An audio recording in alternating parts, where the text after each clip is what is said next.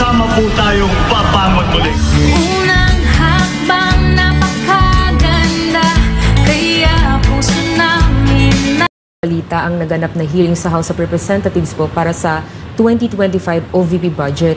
May mga nagsasabi na nag-asal pratanelya daw po kayo, lalo na sa House of Representatives. Hindi daw po kasi kayo sanay na matanong sa mga bagay-bagay, kaya ganoon na lamang po ang naging asta ninyo. Ano po ang reaksyon niyo dito? Sanay ako na sumagot sa mga tanong ng mga bagay-bagay. Kaya nga, di ba, nagbibigay ako ng mga interview, kahit hindi siya arranged na interview, mga ambush interview ng media kung saan nakukuha nila yung mga katanungan ng taong bayan. Sanay ako sa ganyan. At alam ng taong bayan na hindi ako bratinela o spoiled brat dahil kilala nila ako simula nung ako ay nasa Davao pa, simula nung ako ay mayor pa, hanggang naging vice president ako. Kilala ako ng taong bayan na hindi ko inaabuso ang aking power at ang aking authority sa lahat ng mga opisina na nahawakan ko.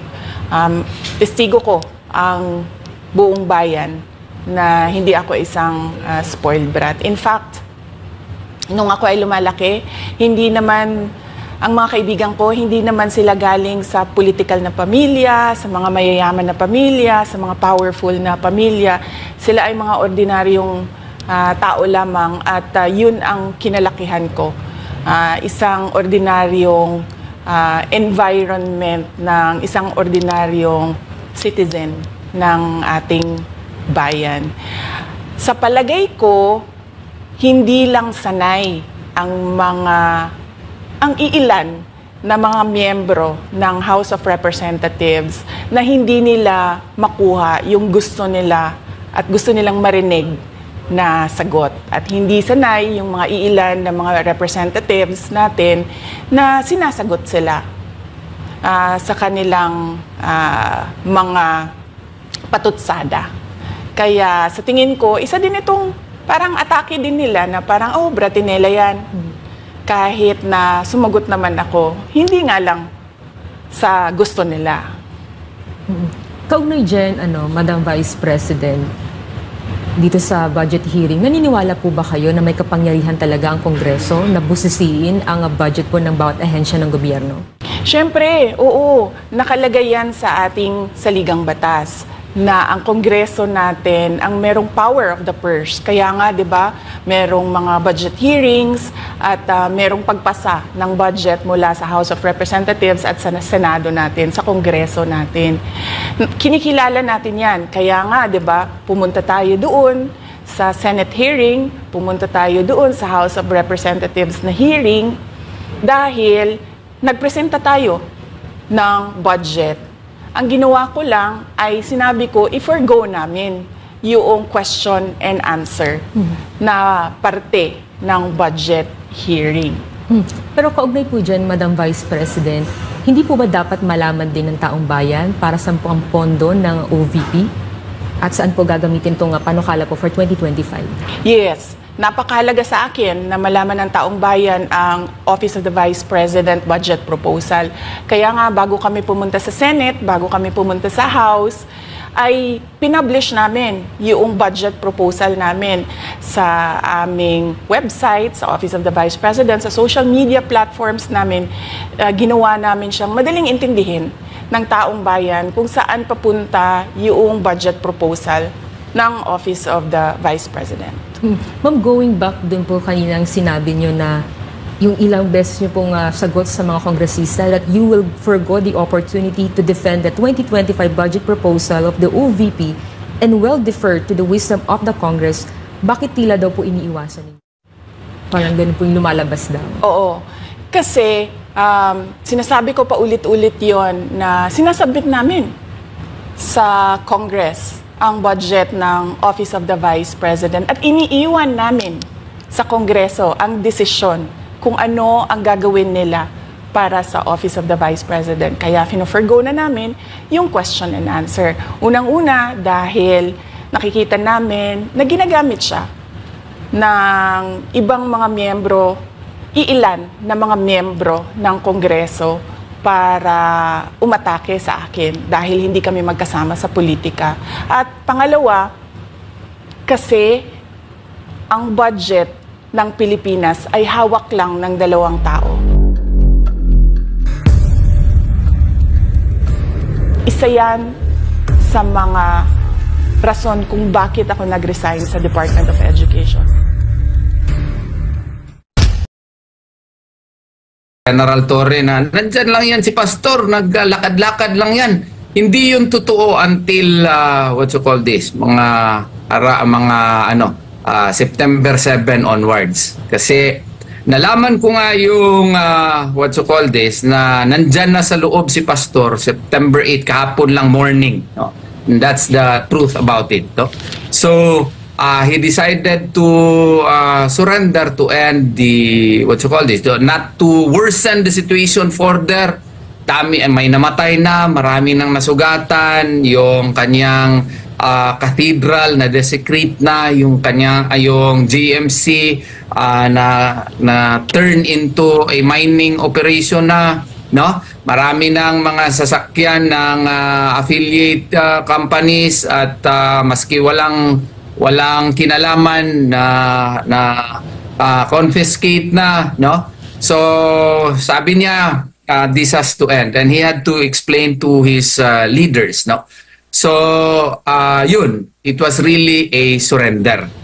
Hindi po yung maski naman po yung PNP ay nag-acknowledge po niyan, no? We operationalized yung na pag-usapan namin kasi ang tumulong talaga namin noon, no? At saka hanggang ngayon si General Silo, no? And yung mga mga sabi niya sa amin, no? Kasi matino na tao at honorable to si General Silo. General Silo trusted him, but of course, since he is a member of the PNP, we had to, katotohanan lang talaga, ha? We had to contact the Philippine Army, no? And meron pong nag-go-between sa amin, yung akin pong gwapo na kliyente, yung gobernador po ng Davao del Norte. And then he nagpatulong ako sa kanya, and he was able to connect me to the ISAF po, yung ISAF, no? Ito, I have to tell the truth. Pasensya na po sa ISAF kasi ayaw sana nila ma-mention, pero kailangan malaman ng taong bayan. Kasi si Pastor, ang trust po niya sa AFP, no? So, yun, nagkita kami ng mga opisyal ng ng ISAF, and then sila Colonel Cabading, si Colonel Ruiz, and then ang napag-usapan kasi hindi talaga po pwede na yung arresting officer ay yung maggawa ng mga paperworks ay AFP. So we had to contact yesterday, si Colonel Ruiz had to contact General Macapas po. And then General Macapas had to coordinate with with the higher ups, no? And General Francisco, no? And then meron pa siya mga tinawagan po. So yun na po ang nangyari. We had to wait for the yung aeroplano C-130 from Manila kasi tinawagan ni Colonel Ruiz yung yung aeroplano, yung kanyang boss po, at who was also a very good man, no, or who is a very good man, at nakarating po dito. Alam ko ayaw nila sabihin ito, pero pasensya na po, kailangan sabihin kaya para malaman ng taong bayan yung katotohanan. And then yun na, pumasok na kami sa loob, at nag-usap si General Macapas and Colonel Ruiz dun sa loob together with me, kay Pastor, at umalis kami sa compound at sumakay ng C-130 at papunta po sa Camp Crame. Ang isang usapan sana ay ayaw na namin ng away. Gusto lang namin media blackout sana kay para malagay sana in proper perspective. But then again, nag-request si General Macapas for just one picture para ma-submit naman sa kanyang higher ups, no?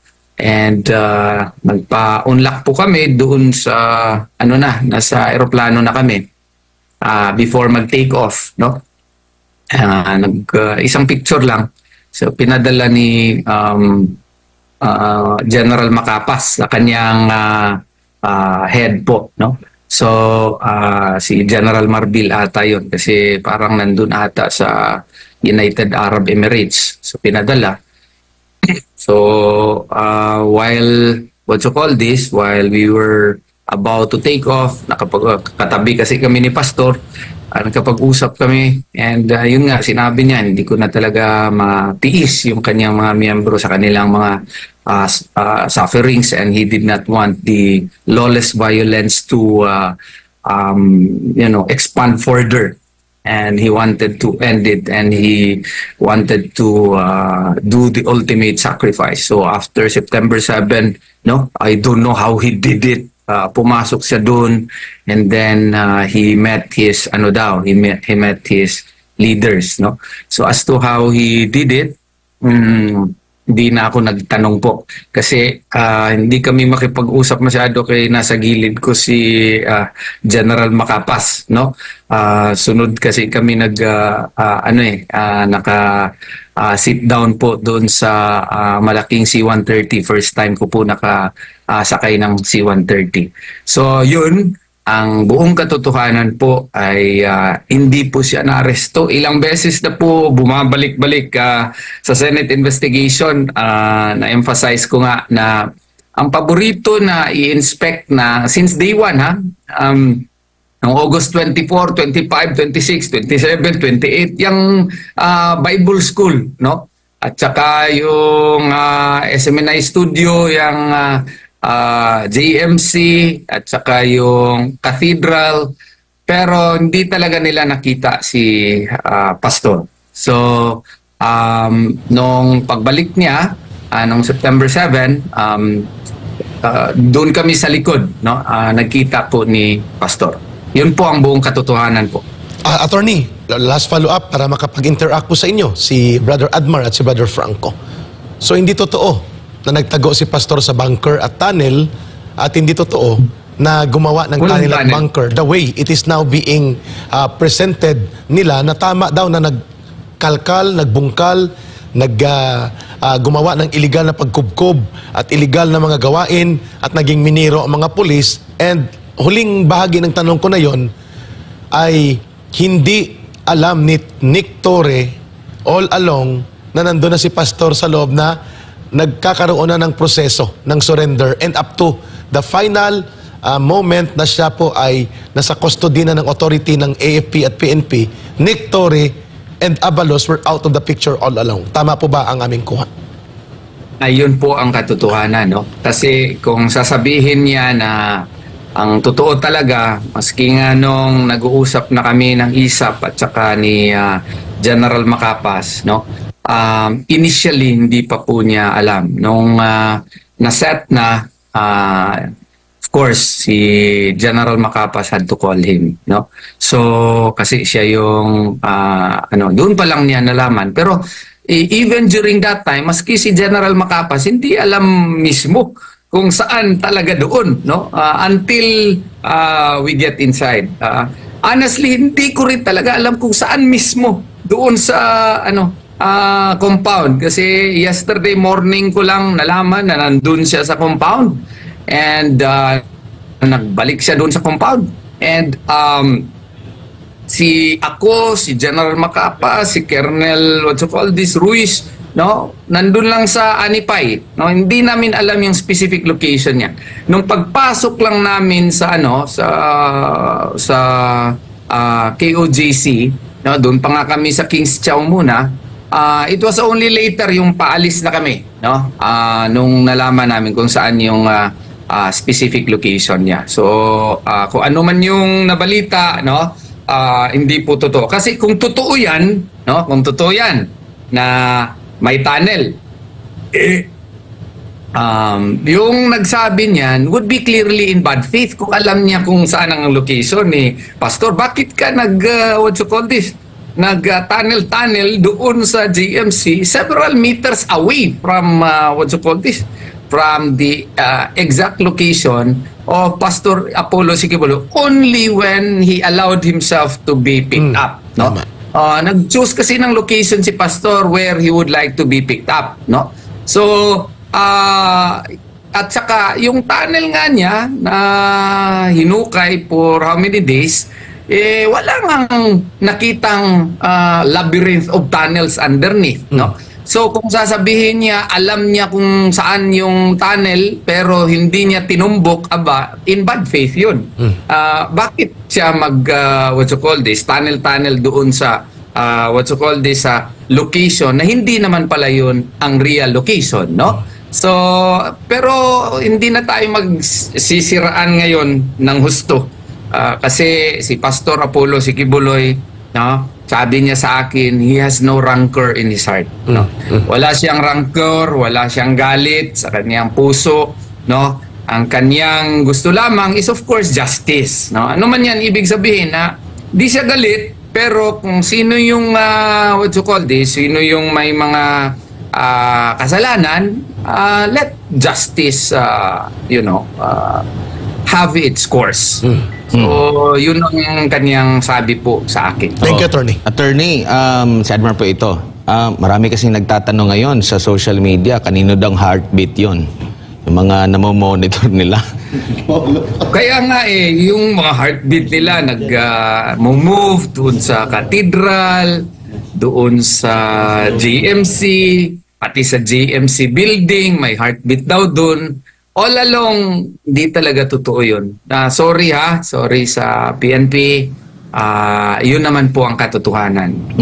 Attorney, so ibig sabihin, dun sa last na pagsagot mo kay Ka Eric, ibig sabihin, tuloy na tuloy pa rin yung mga paghahain ng kaso laban dito sa mga lumabag, yumurak, ng bastos dyan sa Kingdom of Jesus Christ, dyan sa Jose Maria College, sa pangkalahatan, dyan po sa compound, no? Lahat ng kanilang mga ginawang mali, merong karampatang kaso na ipapataw sa kanila. Yes, as of the present, although I am given liberty by Pastor, no, kung sino ang hindi natin i-include at sino talaga yung talaga, yung in bad faith talaga, no? Yun po ang instruction po sa akin, no? And then ang ano nga niya kasi ano ba yan sa Tagalog niya, sinaula? Ano yan? Ano yung Sinalaula. Binalagura. It was desecrated. I think in English, Yeah, it means that's correct. Desecrated. Nasabi nga ni Pastor sa akin, ang plano niya soonest is baka ipademolish niya yung cathedral and build a new one. Yung mas maganda kasi kasi the extent of the desecration daw is probably not anymore capable of being cleansed, no? Pero in the meantime, reconsecrate daw yan, and then kung reconsecrated na gagamitin, pero ang kanyang ultimate objective is parang i-demolish daw yan, and he wants to build a new one, a grander one, no? So yun ang nasabi po niya sa akin kahapon. Ito po, factual po ito. Alam niyo naman ako, I only want to as much as possible, I really want to be objective. Kaya para at the end of the day, credibility is one of the most important virtue of a man. Opo. Yung pong Attorney, yung sa ano naman po, sa Jose Maria College, ano naman po yung information after nito? Kayo po, meron kayong kayo ang dean ng law school, at kahapon ata, di ba, yung pag-uumpisa ng bar exam, kung di tayo nagkakamali. Balik na po ba, or meron pa po bang parang leeway bago maglubusan na balik normal ang operasyon po ng JMC, ng law school po ninyo? Yes, we will be issuing a memorandum within the day. I would request my beautiful and highly intelligent na inaanak na assistant dean, si Attorney Resi Rizada, to craft a memorandum na right away of course, ipalinis muna namin ngayong buong umaga and hapon. No? Request kami sa mga members, magpatulong kami na linisan yung ating eskwelahan kasi for a while kasi nagginawa yung boarding house po ng ating mga kaibigang mga pulis. No? So, linisin at be sure na magiging presentable, and we will use it probably at the earliest tonight. Pero I have to be, I have to be realistic also. Parang pa rin, hybrid, no? Face-to-face, yung iba na gustong mag-online, i-open din natin yung possibility na online. Kasi yung iba kasi na-shock eh. Hindi sila makapaniwala sa mga nangyayari. So, some people are strong, and some people also have medyo yung recovery nila medyo hindi masyado mabilis, no? And we have to recognize that. We have to be compassionate, no? Yun naman ang tatak GMC galing yan sa ating founder, si Pastor Apollo Sikibuloy. We will not impose right away yung strict face-to-face, no? We have to recognize that people are, we come of different constitution, we come of different character, we come of different strengths. Yung iba, mahirap makakope agad. Yung iba, matapang at madaling parang baliwala lang. So we have to recognize that. So yung ating ipapalabas na, memorandum, hybrid po. Face-to-face, tsaka, online din. Hindi pa makakaya ng face-to-face. Yes, attorney. At maraming salamat po sa pag-aalaga sa ating butihing pastor. At 7 million po na mga mahigit 7 million mga manggagawa po talaga ay masaya sila eh. I mean, kasi sa larawan po na ipinakita po ninyo, marami po nagtatanong, Pastor looks very victorious in spite of all the things that is happening there. Nakita po nila sa mga mata ni Pastor, sa ngiti ni Pastor, na it's like Pastor's really proud of all the things that the Philippine National Police did to the kingdom citizens. They never retaliate. It's like, I don't know, that's how it seems kasi sa larawan po ni Pastor, at marami din pong nagtatanong. Kamusta naman po ang ating buting Pastor? Well, amazing, no? Amazing. Yung sinabi nga niya sa akin, Attorney, binisaya man good, no? In Bisaya. Wanig ko ka anto sa ako ang mga followers in town ba, no? So, ibalik ko sulo dito niya. Ang uban, wa man kita nako. Iko, ha? Ano yung kita si mga pastor? Hindi man nila ako. Pero yung iba, nakakita sa akin, no? Paano mo ginawa yan, pastor? Pero ano man yung feeling mo dun sa ibang pulis? Hindi pa ako galit sa kanila kasi alam ko naman na napag-utusan sila sa ato pa. Di wa man ko nasuko sila kay balumang ko nga nasuguan ra na sila. Pero ang hustisya gyapon, no?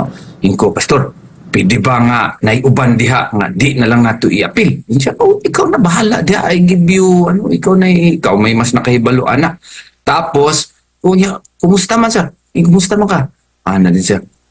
Buangan ning nahitabo Pastor Nino, ko nga naman pastor na nahibalaan na gid noon sa tibuok kalibutan kung unsa ang KOGC. We are placed in the spotlight. Wa man ato ni tuyua. Ilaliman ka 5,000 ka buok pulis nangita nako, wa gid sila kita nako. So magkatawa mi, no? Ang kulagi pastor, usa man sa tunimo nga ning sug kag balik.